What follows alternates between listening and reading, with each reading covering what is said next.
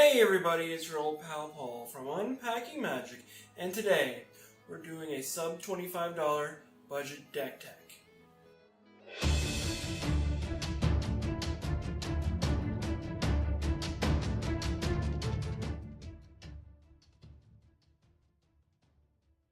Okay, well, just to start off with, I want to let everyone know that this budget deck tech is being done in collaboration with legendary kid MtG.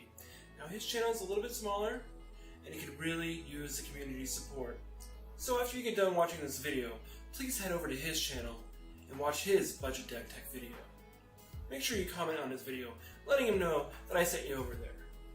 And if you like what you see, please go ahead and subscribe to his channel. Well, let's go ahead and get into this budget deck tech. My sub $25 budget deck is Black-White Vampires. Now remember everyone, this is a budget deck, and as such, its main competition is other budget decks. If you're playing against a $400 Tremere Energy deck, it's going to be a pretty difficult matchup for you. That said, I think this deck is very strong for what it costs, and is a great way to get a newer player playing tournaments at their local game store. Here's how I evaluated the cards that are in the deck. Number 1, they need to be fairly cheap to purchase. This may seem obvious, but it's easy to spend most of your budget on one single card, even if it's only $2 or $3. Number 2, the cards need to be reasonably costed mana-wise. Now there are some amazing cards that are out there that have great abilities and great effects, but if they cost 7 or 8 mana, you may never have a chance to cast them. Number 3, the cards need to be able to do more than one thing well. For example, if you had a 2 power, 2 toughness creature that costs 2 mana, that would be okay. But having an additional ability like Lifelink would be even better. Or let's say for 2 mana you get a 1/2 creature with flying. But it'd be even better if that creature also removed a card from your opponent's hand when it came into play. And finally, number 4, the cards need to have synergy between each other. Now it's fairly easy to put a whole bunch of really cool cards together. But if they don't work well together, the deck is going to perform poorly. For example, let's say that you have 10 1-drops in your deck and 15 5-drops. Now you're going to spend most of your time casting smaller creatures between turns 1 and 4 that are fairly underpowered, while you're missing out on creatures and spells that cost between 2 and 4 that would be much more powerful. Let's go ahead and move on and see what's in this Black-White Vampires deck. First up is 2 copies of Duskborn Sky Marcher. Now for just 1 mana, we get a 1/1 with flying and the ability to give +1/+1 to another vampire. Now I'd say the most important aspect of this creature is its ability to fly over your opponent's creatures. This is going to come in handy against other aggro decks like Ramunap Red and Tremere Energy. Next up we have Vicious Conquistador. Now for 1 mana, you get a 1/2 vampire that whenever it attacks, all of your opponents lose 1 life. Now this card is great because it is one of the most aggressive black creatures in all of Standard. And it can end up doing a ton of damage early in the game to your opponent. Next up we have 4 Adonto Vanguard. Now for 2 mana, we're getting a 1/1 vampire that whenever it attacks, it gets +2/+0. And it has a great ability of letting us pay 4 life to make him indestructible until the end of turn. Now this ability is great for allowing you to plow through your opponent's early creatures. And it can also mean that you're going to get a lot of card advantage over your opponent. Now we have 3 Kai'Sail Freebooter, which for 2 mana gets us a 1/2 flyer that when it comes into play, we're able to remove a non-creature, non-land card from our opponent's hand until Kai'Sail Freebooter leaves play. This creature is extremely versatile, and not only gives us evasion, this card really lets us ruin our opponent's plans. Let's say if they want to cast Settle the Wreckage or Fumigate, they better figure something else out, because that dream is over. Next up we have 4 copies of Legion Conquistador. For 3 mana, we get a 2/2, and we get to draw 3 cards. The extra 3 Legion Conquistadors we're going to get the first time we cast him are going to allow us to pump threats out turn after turn after turn. Next up we have 2 copies of Mavrenfine Dusk Apostle. Now for 3 mana, we get a 2/2, with an ability that states whenever a non-token vampire attacks, we get a 1/1 vampire token with lifelink. All of the extra 1/1s we're going to get out of this deal are going to allow us to continue to put pressure on our opponent and also chump block if we need to. Next up we have 4 Skymarch Bloodletter. For 3 mana, we get a 2/2 with flying. And when it comes into play, we gain 1 life and our opponent loses 1 life. Again, the most important ability of this creature is its evasion ability.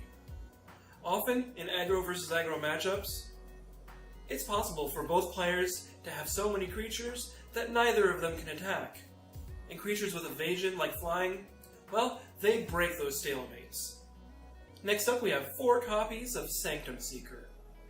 For 4 mana, you get a 3/4 that whenever a vampire attacks, you gain 1 life and your opponent loses 1 life. This means once you play Sanctum Seeker, you're going to get a bunch of extra damage through just for attacking, and you're also going to gain a bunch of life back. And generally, a lot of times after you play this, you'll just end up attacking with all of your creatures to finish your opponent off, even before you deal combat damage. And Urza help your opponent, if you ever get more than one of these in play at any given time. Next up we have 4 copies of Ixalan's Binding. For 4 mana, you're going to be able to remove any non-land permanent your opponent controls from the game until this leaves play. And your opponent can't even cast spells with the same name as the card you exiled. So of course this is great for any permanent that's giving you trouble at the time, such as Glorybringer, God Pharaoh's Gift, the Scarab God, or Hazoret the Fervent. Next up we have 2 copies of Okatra's Monument. Now for 3 mana, all of your white creature spells cost 1 less to play. And anytime you cast a creature spell, you also get a 1/1 warrior token. And again, helps you continue to put pressure on your opponent or chump block if you need to. Next up we have 4 copies of Liliana's Mastery. For 5 mana, all of your creatures get +1/+1. And when this enchantment comes into play, you're also going to be putting into play 2 2/2 zombie creature tokens. Which, of course, are essentially 3/3s as long as this is still in play as well. So, for 5 mana, you're essentially getting +1/+1 to every creature you control, and 6 power and 6 toughness. I'd say this card is one of the best values in the deck.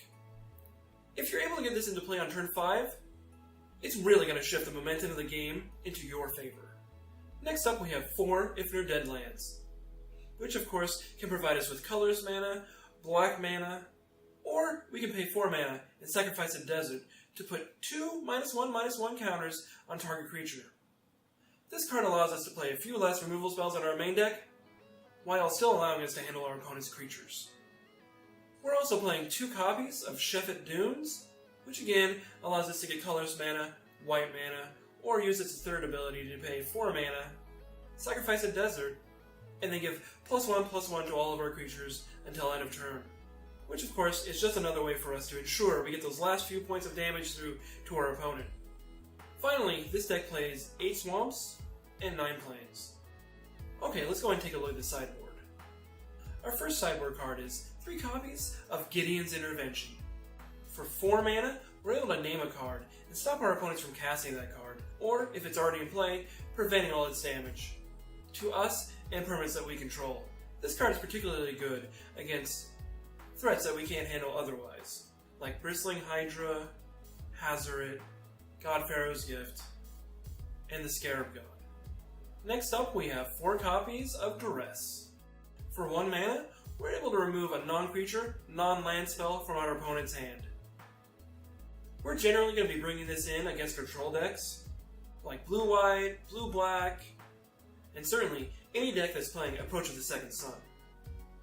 It allows us to greatly disrupt our opponent's plans early in the game, and helps us avoid cards like Fumigate, Settle the Wreckage, Search for Azcanta, and many, many more. Next up, we have 4 copies of Walk the Plank. For 2 mana, we're able to destroy any non-merfolk creature. Now of course, this card is especially useful against any aggro deck we're facing. But in particular, at its low mana cost, it's extremely good against Raven Up Red and Temeraire Energy. Next up we have 2 copies of Cast Out. For 4 mana, we're able to exile any creature from the game until Cast Out leaves play. Now this is extremely good, especially against decks that play creatures that are hard to deal with, like Rabbit Up Red with Hazard the Fervent, and Blue-Black or Tremor Energy that plays the Scarab God. Next up we have 2 Key to the City. This 2 casting cost artifact allows us to tap it, discard a card, to make one of our creatures unblockable for the rest of the turn. And whenever it untaps, we're able to pay 2 mana to draw a card.